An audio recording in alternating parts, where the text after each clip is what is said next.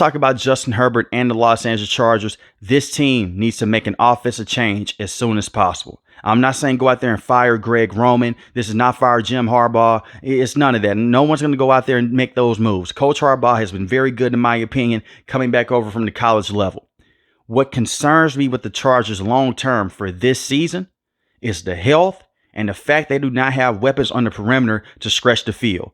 Ladd McConkey is a very good wide receiver. He leads the team in receptions. He's a rookie. Quentin Johnson did not have the best rookie season.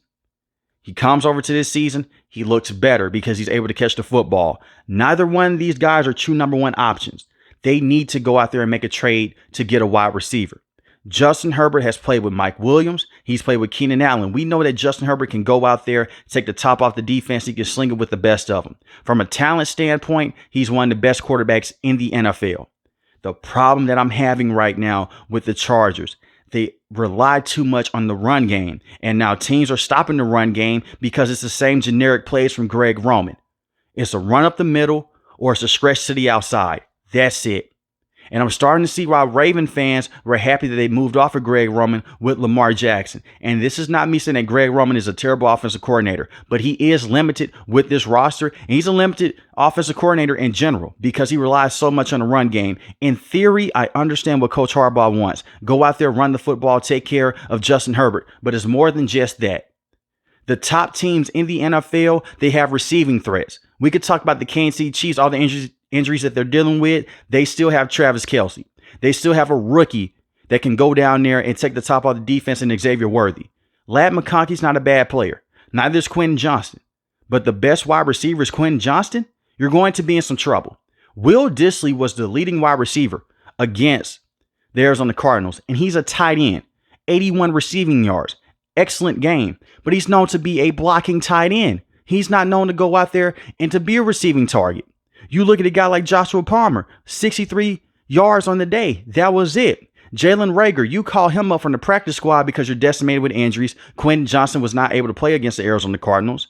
You call in Jalen Reagor, who is a bust. He gets a 43-yard reception. Could have went for a touchdown. He fumbles a football. That moment right there essentially cost the Chargers the game because they kicked field goals the entire game. It would have put them on the 1-yard line. He fumbles a football, and it goes back to the Arizona Cardinals. And you can say the defense did not let up points. It's about momentum. They had momentum at that time. And football is about a momentum-based game. That's what football is.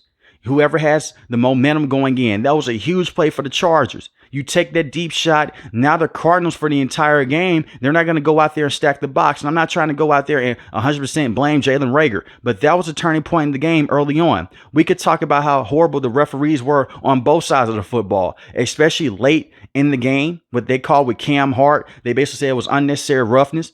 It wasn't helmet to helmet in my opinion, but the league has changed over the last couple of years. We just saw Derwin James get suspended a couple of weeks ago due to quote unquote repeated offenses of hitting players to the head. So you know what type of game you're playing now in the NFL. This is not the early 2010s. This is definitely not the 1990s. It is what it is in that standpoint. You can say that they screwed the Chargers over. Sure. You can lean on that argument. But at the same time, this team has major offensive problems. You could not score a touchdown last night. 15-17 was the score. How can you not put the ball in the red zone when you have Justin Herbert? Because your wide receivers are not good enough, even with Quentin Johnston. We saw what happened against the Kansas City Chiefs. They only scored 10 points, 10-17. And I understand Justin Herbert was dealing with a sprained ankle. Justin Herbert's always dealing with injuries. Let's just keep it real. He dealt with a thumb injury last season that cut this season short. A couple of years ago, his ribs were beat up for majority of the season. He deals with injuries. It is what it is. It's not me saying that he's a terrible quarterback because he's not. You'll be foolish to say that Justin Herbert is a terrible quarterback, but he's always dealing with injuries, and it's just freak injuries. Just like what happened this season against the Carolina Panthers. He's trying to make a play. He hurts his ankle. It happens. It's football. But at the end of the day, they have done a piss poor job this season and this offseason of bringing back talent. They should have kept Keenan Allen. Moving off of Mike Williams wasn't a huge deal in my opinion. And bringing him back, it's not going to change much because he's not an elite separator. He can make some crazy catches. Yes, they need a guy that can go out there, run routes, and get open. Keenan Allen could do that. And I understand why they moved off of Keenan Allen. They wanted him to take a pay cut. In my opinion, you should have cut Joey Bosa when you went out there and cut Mike Williams. Joey Bosa just can't stay healthy. Joey Bosa is a very good football player when he's on the field, but he struggles to stay healthy. He's missed games this season because of injuries. He missed games last season because of injuries. He hasn't been a constant mainstay on the field. They went out there and they handcuffed this offense when they wanted to move off of Keenan Allen. Now you have to go out there and make a trade. It has to be a guy like Cooper Kupp. Go out there, trade a second-round pick for him. He's available. Go out there and get a guy like DeAndre Hopkins. You can trade a fourth or fifth-round pick for him. He'll be a one-year rental. When I see the New York Jets going out there and trading for Devontae Adams, yes, he has a connection with Aaron Rodgers. But I just saw the Buffalo Bills trade for Amari Cooper. And the Chargers sitting in their hands, we like the guys that we have. You can rarely score over 20 points. And yes, they've had some tough losses this season due to injuries. But listen to this. In week 1 against the Las Vegas Raiders, one of the worst teams in the NFL, they won that game 22-10. And let's get one thing straight here. In the first half, it was a tough watch. In the second half, they started to run the football with J.K. Dobbins. They got things going. In week 2 against the Carolina Panthers, one of the worst teams in the NFL, they scored 26 points. That was a great win. Against the Steelers, 10 points. They lost 20-10. I will say this. Justin Herbert left early in that game, dealing with an ankle injury. You lost your 2 top tackles in Rashawn Slater, Joe Alt. So you can put an asterisk next to that game. But against the Kansas City Chiefs, you can say Justin Herbert did not have the mobility. He's dealing with an ankle injury. The tackles are out. Fine. We put another asterisk by that game. He only scored 10 points. Once again, against the Denver Broncos, they scored 23 points. They won that game 23-16. This should have been a blowout. They got too conservative in the second half. You can't lean on your defense every single week to go out there and force teams to just score under 20 points every single time. Eventually, you're going to have to go out there and win a shootout. And shout out to Coach Jesse. He's been an excellent defensive coordinator this season. If he continues to put this defense in this situation, he's going to be a head coach in the future by far, because this was one of the worst defenses in the NFL last season in terms of passing defense underneath Brandon Staley. But right now, I'm very disappointed with the Los Angeles Chargers.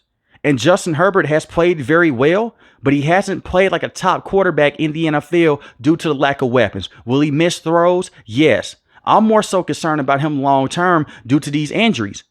He basically has a Matthew Stafford situation. Every time you look at Matthew Stafford, he's dealing with a hand injury, dealing with a back injury, a knee injury, but he plays through it. So shout out to Justin Herbert for being a warrior. This offensive line, you could say they have to play better, but they played very well, in my opinion. Joe Alt looks like a franchise tackle. Rashawn Slater looks good as well. They're putting extra stress on the offensive line and on the run game because guys can't separate. And let's just be real about this as well. Greg Roman can't scheme guys open. We've seen it now. We saw him with Alex Smith. We saw him with Lamar Jackson. He had a lot of speed wide receivers that could get deep down the field. Just a bunch of vertical routes. It was very concerning when you saw what the Cardinals were doing in the third quarter. It was 3rd and 6. They just had a bunch of defenders crowding the line of scrimmage. And they still ran the football. You're running the football on 3rd and 6. That's crazy. That is crazy. In 2024, you're running the football on 3rd and 6 to go out there and to get in the field goal range and take 3. You're not even trying to stretch the field. Greg Roman has to be better. I'm sorry. And I like him as an offensive coordinator. I've said a lot of good things about him. Lamar Jackson won an MVP underneath him. He was part of that coaching staff with the 49ers when they made that Super Bowl run against the Baltimore Ravens. But I have to be fair here. He hasn't been the best offensive coordinator this season with Justin Herbert. And I feel for Justin Herbert. This man's dealing with a brand new offensive coordinator, it seems like every single year. I'm not saying fire anyone. I'm just saying go out there and make a move to get a wide receiver. That's it. I wish that Justin Herbert could have a wide receiver like Jamar Chase or a guy like T. Higgins.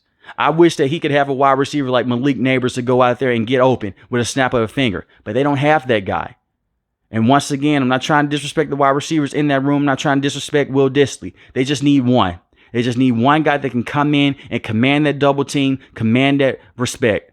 And I'm telling you right now, Justin Herbert can take the top off the defense with that guy. You don't believe me? Look at what he did a couple of years ago when Keenan Allen and Mike Williams were both out. The man had DeAndre Carter as his number 1 and Joshua Palmer as his number 2. And he found a way to score over 25 points against the Kansas City Chiefs. It's possible.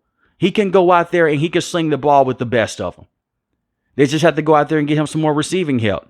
Back to this defense, man. Like I mentioned before, Coach Jesse, I can't say enough good things. They played tremendous defense last night. Towards the end of the game, James Conner was running through them. Yes, but they're on the field majority of the time. It's a bunch of 3-and-outs. Your defense is gas. Yes, you want to see your defense play better, but you can't lean on your defense every single game. Even with the best defenses in the NFL, they're going to go out there, they're going to have some miscommunication, and that's what happened last night.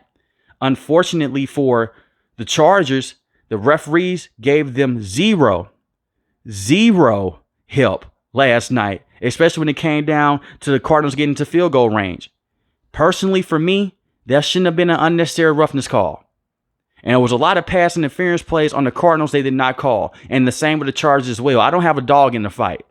The officiating last night was ridiculous. They were terrible. The officiating Sunday night with the Steelers and the Jets was terrible as well. And I go back to another game a couple weeks ago when the Dallas Cowboys, when they got blown out against the Detroit Lions, it was a lot of plays that the referees did not throw flags on. They rarely miss calls when it comes to the Kansas City Chiefs. But when it comes to these other teams, hey, it is what it is. So I feel like the Chargers will be okay long term. Are they a playoff caliber team? I would say because of their defense, yes. They still have a strong run game, but I am fearful that the NFL is starting to catch up to their run game. But give the Cardinals credit. They came out there. They played mean. They played nasty. Coach Gannon said right before halftime, we have to play with motor and intensity. And that's what they did. And the Chargers just could not match their intensity. I think that's one of those rare games that you see the Chargers go out there and they got out physical. That's what happened in last night's game. But let me know in the comment section below, should the Chargers trade for a wide receiver, and who would you like to see them trade for? A guy like DeAndre Hopkins or a guy like Cooper Kupp? If you're new to the channel, hit the subscribe button. If you like the video, hit the like button. I will also say this as well before I let you guys go. I understand why they also moved off of Keenan Allen. He dealt with injuries as well. He's dealt with injuries this season. But when he's on the field, he is still one of the best route runners in the NFL. Most importantly, when each and every last one of you guys stay safe, stay positive. Thanks for watching the video, guys. God bless. Peace.